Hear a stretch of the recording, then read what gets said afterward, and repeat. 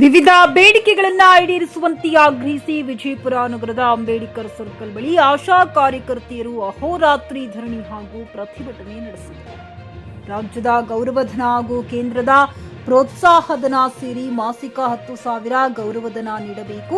ನಗರ ಆಶಾ ಕಾರ್ಯಕರ್ತೆಯರಿಗೆ 2,000 ಗೌರವಧನ ಹೆಚ್ಚಿಸಬೇಕು. ಯಾವುದೇ ಕಾರಣಕ್ಕೂ ಆಶಾ ಕಾರ್ಯಕರ್ತೆಯರನ್ನ ಕೆಲಸದಿಂದ ವಜಾ ಮಾಡಬಾರದು ಸೇರಿದಂತೆ 9ಕ್ಕೂ ಹೆಚ್ಚು ಬೇಡಿಕೆಗಳನ್ನು ಸರ್ಕಾರಗಳು ಈಡೇರಿಸಬೇಕೆಂದು ಒತ್ತಾಯಿಸಿದರು.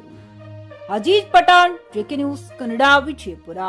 ಸ್ನೇಹಿತರೆ, ನಮ್ಮ ಅಖಿಲ ಭಾರತ ಮಹಿಳಾ ಸಾಂಸ್ಕೃತಿಕ ಸಂಘಟನೆ AMS ಸಂಘಟನೆ ಮಹಿಳಾ ಸಂಘಟನೆ ವತಿಯಿಂದ ನಾವು ಏನು ರಾಜ್ಯ ಮಟ್ಟದ ಆಶಾ ಕಾರ್ಯಕರ್ತರ ರಾಜ್ಯವ್ಯಾಪಿ ಅಹೋರಾತ್ರಿ ಏನು ಧರಣಿ ನಡೀತಾ ಇದೆ, ಇದಕ್ಕೆ ರಾಜ್ಯ ಮಟ್ಟದಲ್ಲಿ ನಾವು ಮಹಿಳಾ ಸಂಘಟನೆಯಿಂದ ಬೆಂಬಲವನ್ನು ನೀಡ್ತಾ ಇದ್ದೀವಿ.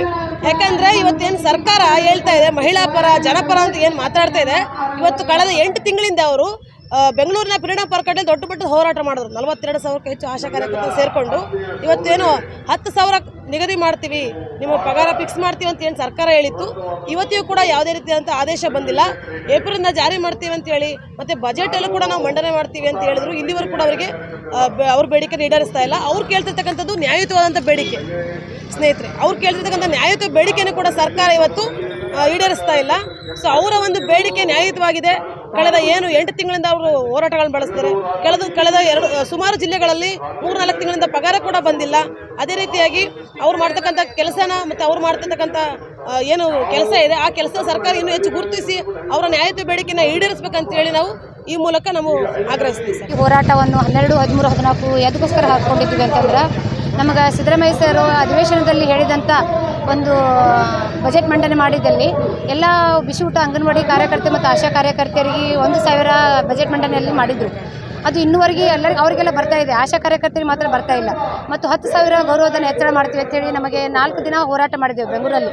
ಆ ಹೋರಾಟವನ್ನು ಮಾಡ್ತೀವಮ್ಮ, ಯಾಕೆ ಮಾಡ್ತೀವಿ ಹೋರೆ ಅಂತೇಳಿ ಆಶ್ವಾಸನೆ ಕೊಟ್ಟು ಕಳಿಸಿದ್ರು.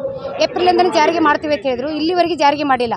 1,000 ರೂಪಾಯಿ ಮಂಡನೆ ಮಾಡಿದ್ದೂ ಬಂದಿಲ್ಲ ಮತ್ತು 10,000 ರೂಪಾಯಿ ಜಾರಿಗೆ ಮಾಡಿದ್ರು ಬಂದಿಲ್ಲ. ಇಲ್ಲಿವರೆಗೂ ಬಂತ ಇಲ್ಲ. ಆಗಸ್ಟ್ ತಿಂಗಳು ಬಂತು, ಇಲ್ಲಿವರೆಗೆ ಕಾಯ್ದೆವು ಹೋರಾಟ. ನಾವು ಮುಖಂಡರು ಕರ್ಕೊಂಡು ಹೋಗಿ ಭೇಟಿ ಮಾಡಿದೆವು ಮತ್ತು ಪತ್ರಗಳ ಮುಖಾಂತರ ಕೊಟ್ಟೆವು. ನಾವು ಆಶಾ ಕಾರ್ಯಕರ್ತರುಗಳಿಗೆ ಡೈರೆಕ್ಟಾಗಿ ಮುಖ್ಯಮಂತ್ರಿಗೆ ಭೇಟಿಯಾದೆವು. ಇಲ್ಲಿವರೆಗೂ ಸಿಗ್ತಾ ಇಲ್ಲ. ಅದಕ್ಕೋಸ್ಕರ ನಾವೇನದ ಈ ಒಂದು ಹೋರಾಟ ಹಮ್ಮಿಕೊಂಡಿದ್ದೇವೆ. ಇಡೀ ರಾಜ್ಯಾದ್ಯಂತ ಎಲ್ಲ ಜಿಲ್ಲೆಗಳಲ್ಲಿ ಆಶಾ ಕಾರ್ಯಕರ್ತೆಯ ಹೋರಾಟ 3 ದಿನದ ಹೋರಾಟ ಹಮ್ಮಿಕೊಂಡಿದ್ದೇವೆ. ಹಗಲು ರಾತ್ರಿ ಮಳಿ ಚಳಿ ಅನ್ನೋದೇ ಹೋರಾಟ ಹಮ್ಮಿಕೊಂಡಿದ್ದೇವೆ.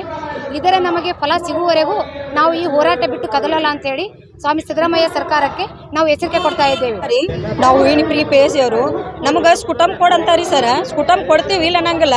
ಕೊಟ್ಟರು ನಮಗೆ ಅದ್ರ ಬಗ್ಗೆ ಬಜೆಟನ್ನು ಇನ್ನೂವರೆಗೂ ಇಲ್ಲ, ಯಾವುದು ಬಂದಿಲ್ಲ. ಈಗ ಹೋದ ವರ್ಷ ನಾವು ಬೆಂಗಳೂರಾಗ ಹೋರಾಟ ಮಾಡಿದೆವು. 10,000 ರೂಪಾಯಿ ಕೊಡ್ತೀವಿ ಅಂದಿದ್ರು ಸಿದ್ದರಾಮಯ್ಯವರು. ಅದಕ್ಕೂ ಯಾವುದು ನೆರವೇ ಕೊಟ್ಟ ಮಾತು ಉಳಿಸ್ಕೊಳ್ಳಿಲ್ಲ ಅವರು. ಈಗ ಅದ್ರ ಸಂಬಂಧ ನಾವು ಇನ್ನೂ 3 ದಿನ ಮಾಡ್ತೀವಿ ನಾವು ಹೋರಾಟ, ಬಿಡಂಗಿಲ್ಲ. ನಾವು ತಾಯಿ ಮಗುವಿನ ಬಗ್ಗೆ ಹೋರಾಟ ಮಾಡ್ತೀವಿ. ಎಲ್ಲದಕ್ಕೂ ನಮಗೆ ನಾವು ಆಶಾಗಳು ಇರ್ಲಿಕ್ಕಂದ್ರೆ ಹಳ್ಳಿಯಲ್ಲಿ ನಡೆಯಂಗಿಲ್ಲ. ಲಾರ್ವಾ ಸರ್ವೆ ಮಾಡಬೇಕು, ತಾಯಿ ಮತ್ತು ಮಗುವಿನ ಆರೋಗ್ಯ. ಆಮೇಲೆ ರಾತ್ರಿ ಡಿಲಿವರಿ ಬಂದರೂ ಹೋಗ್ಬೇಕ್ರಿ ಸರ್. ನಾವು ಮಳೆ ಅನ್ನಂಗಿಲ್ಲ, ಬಿಸಿಲು ಅನ್ನಂಗಿಲ್ಲ. ಲಾರ್ವಾ ಸರ್ವೆ ಮಾಡೋದು, ಸ್ಕೂಟಮ್ ಕೊಡೋದು, ಸ್ಲೈಡ್ ತೆಗೆದು, ಇದನ್ನ ಬಿಟ್ಟರೆ ನಮಗೆ ಯಾವುದು ಎಲ್ಲ ಕೆಲಸ ನಮ್ಮಿಂದ ತಗೋತಾರ. ಅದ್ರ ತಕ್ಕಂತೆ ನಮಗೆ ಪೇಮೆಂಟ್ ಇಲ್ಲ. ಅದಕ್ಕಾಗಿ ನಾವು ನ್ಯಾಯ ನಮಗೆ ದೊರಕಲೇಬೇಕು. ಯುವ ಕ್ರಾಂತಿ ಸಂಘಟನೆ 13ನೇ ಸಂಸ್ಥಾಪನಾ ದಿನ ಇದೇ ಆಗಸ್ಟ್ 16ನೇ ಶನಿವಾರದಂದು ಬಸವ ಕಲ್ಯಾಣದ ಮಾತೆ ಮಹಾದೇವಿ ಫಂಕ್ಷನ್ ಹಾಲ್ನಲ್ಲಿ ನಡೆಯಲಿದ್ದು ಸಹಸ್ರಾರು ಸಂಖ್ಯೆಯಲ್ಲಿ ಭಾಗವಹಿಸಲು ಸಂಸ್ಥಾಪಕ ರಾಜ್ಯಾಧ್ಯಕ್ಷ ಗುಂಡೂರೆಡ್ಡಿ ವಿನಂತಿಸಿದ್ದಾರೆ. ರಾಜ್ಯದ ಯಾವುದೇ ತಾಲೂಕು ಜಿಲ್ಲೆಯಿಂದ ಸಂಘಟನೆ ಸೇರಾ ಬಯಸುವವರು ಇಲ್ಲಿ ಸಂಪರ್ಕಿಸಿ 9972767143.